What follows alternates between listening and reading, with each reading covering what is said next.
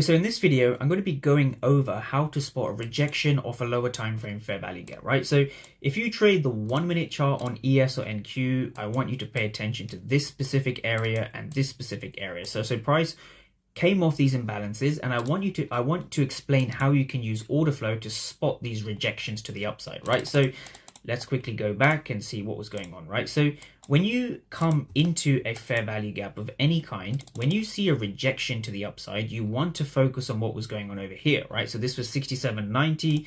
So if we go to the ATAS platform and kind of take this up, this was now again 66.90, sorry. So if we go to 66.90, what we can see is a 3-bar pattern where we see a red candle, lots of aggressive sellers, a green candle, and the trick to understand is we see sellers inside of a green candle here and here, right? So these are negative delta or red delta sitting at 66.92, which corresponds to here, right? So when we bounce to the upside, what we see in this specific area is that aggressive sellers were unable to break below the zone, right? So this is what we call seller absorption, right?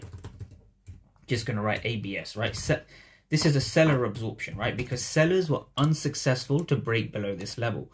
Now we see the same thing over here, right? So the market comes into this zone and we see price rejecting off this fair value gap, right? So again, the same exact thing happens over here where the market comes in, we tap in before we shoot to the upside.